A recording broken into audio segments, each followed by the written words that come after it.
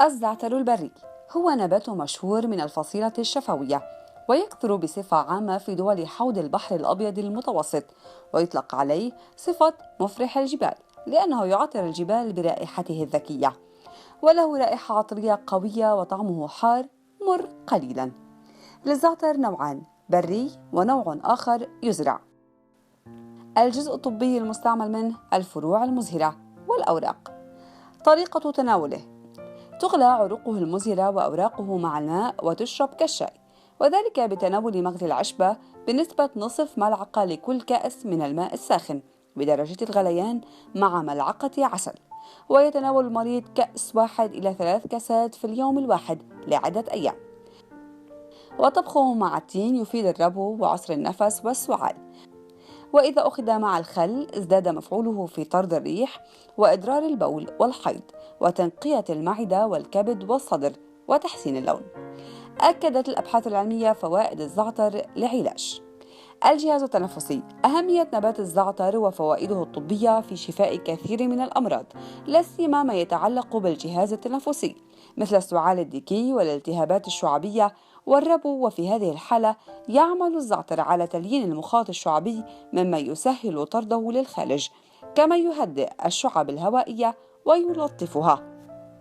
وإن مغلي الزعتر الممزوج بالعسل يعطي نتائج ممتازة في حالة التهابات الشعب التنفسية.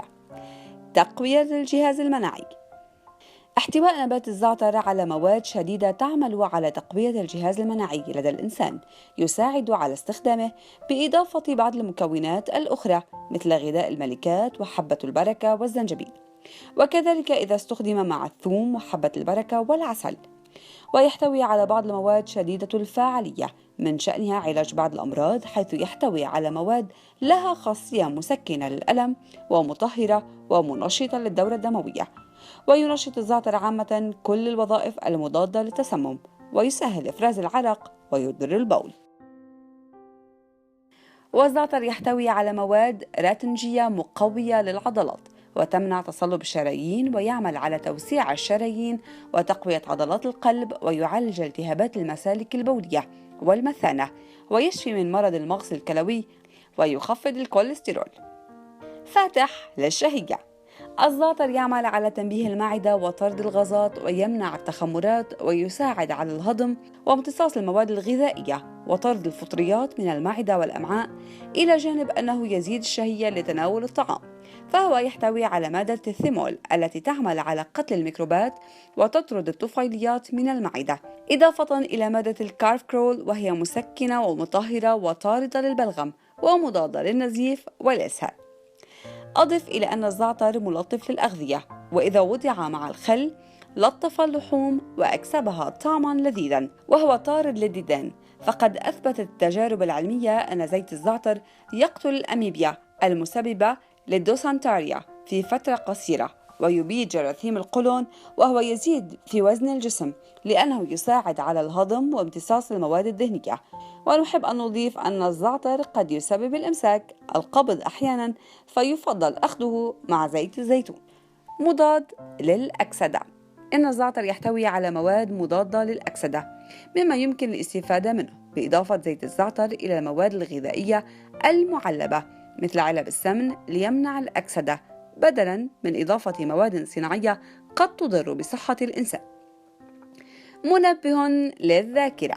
ويؤكد السلف السابق على أهمية تناول الزعتر كساندويش مع زيت الزيتون صباحاً وقبل الذهاب إلى المدرسة، للاعتقاد بأن الزعتر منبه للذاكرة ويساعد الطالب على سرعة استرجاع المعلومات المختزنة وسهولة الاستيعاب. لعلاج اللثة ووجع الأسنان. ويعتبر الزعتر منشطاً ممتازاً لجلد الرأس، ويمنع تساقط الشعر ويكثفه وينشطه. ومضغه ينفع في وجع الأسنان والتهابات اللثة، خاصة إذا طبخ مع القرنفل في الماء، ثم ينصح بالتمضمض به بعد أن يبرد. كما أنه يقي الأسنان من التسوس، وخاصة إذا مضغ وهو أخضر غض. فنبات الزعتر عامل مهم في معالجة التهابات الحلق والحنجرة والقصبة الهوائية، ويعمل على تنبيه الأغشية المخاطية الموجودة في الفم ويقويها. ويدخل الزعتر في معاجين الأسنان فهو يطهر الفم، ومضغه يسكن آلام الأسنان.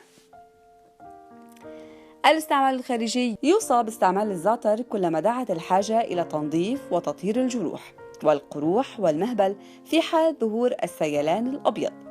ويستعمل الزعتر أيضا كدواء خارجي، فهو يريح الأعصاب المرهقة، وإذا ما أخذ المرء حماما معطرا من مغلي قوي للزعتر كانت له فائدة كبيرة. كما أن الأطفال المصابين بالكساح يجدون فيه مقويا ناجحا، وهو شديد الفعالية باعتباره مهدئا للآلام الروماتيزمية والنقرس والتهاب المفاصل، وهو يتيح تحضير مغاطس مقوية تكثر التوصية باستعمالها للأطفال الهزلة.